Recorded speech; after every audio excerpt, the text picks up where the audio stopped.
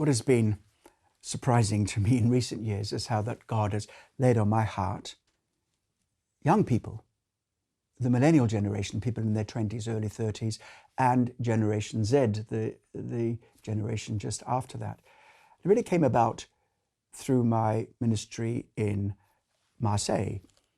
Marseille there's loads of terraces, coffee bars, and places which are open al fresco in the afternoons, early evenings, and very often after studying, writing, preparing, ministering, I'd sit down, have a cup of coffee amongst the young people who are gathering not far from where the apartment is. And I got into conversation with them. Sometimes it was mocking my French or lack of it, and other times I was being provocative to them. And I found there was an affinity, and I began to understand the millennial generation.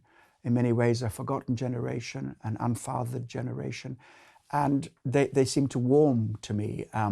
And genuine interest that I showed in them was taken well.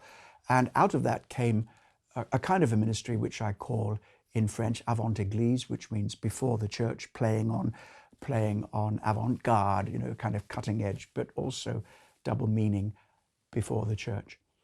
And over the recent years, as I've listened to these people, built up friendships, relationships with them, often on social media, these people now will come from different parts in France or Britain or wherever they are, where I am, just to meet with me, and bit by bit that they are coming to Christ, being influenced. But I found that amongst these people were people who were thoroughly humanistic, atheistic, agnostic.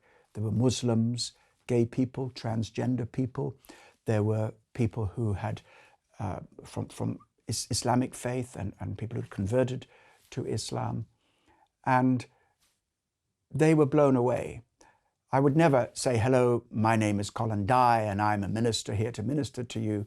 I would talk about the interest that I have, whether it's diving or writing or other things. And then when they got to know me, and it was a clear, direct question, well, what is your profession? Then I'd tell them I was a pastor, just for want of a better word. They were shocked. They didn't believe that I could be a pastor. Why? Because I was so non-religious. I was normal. I wasn't judgmental. I was accepting. I listened. I didn't just talk at them. I didn't just preach to them. I tried to understand them, and I entered discussion and dialogue. And I believe that many young people have never seen even one non-religious Christian, let alone people in the ministry in that way. And that ministry spilled over into Brazil. The Pulso ministry in Brazil was birthed out of a realization I had fairly recently, that all those years ago in, let me call it, the Brazilian evangelical revival, with all those signs and wonders and miracles and many, many thousands coming to Christ right across the nation, in fact, millions coming to Christ, that this generation has grown up without Christ. Why? I ministered to the parents, so to speak, back in those days, and now their kids are on the street. They're the young people. They're the people from the alternative generation. They are people who are not thinking about Christianity in the way their parents did.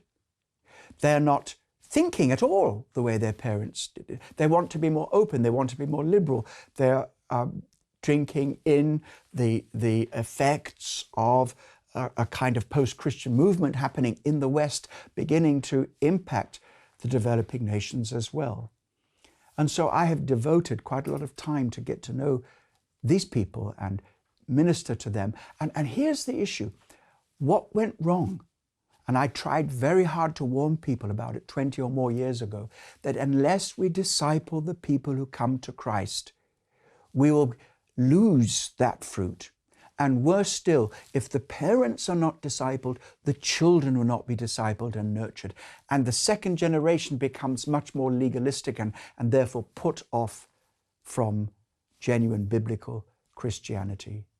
And so we are, I would say, leading, and we're certainly not the only ones doing it. And there are remarkably vibrant youth ministries reaching this generation through some of the more traditional means, such as music and event type church services. But my work is street work, getting people to talk to me and listen to them and finding the tragic stories of their lives. Very often they've been hurt and offended, excluded, judged, condemned, and thrown out of evangelical churches because they were gay, because they were not compliant, because they wanted to think for themselves.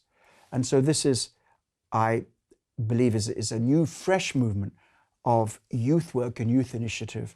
And a man born in 1953, now of the baby boomer generation, in my 60s, rapidly advancing. How remarkable that God should use an unlikely person to reach these young people.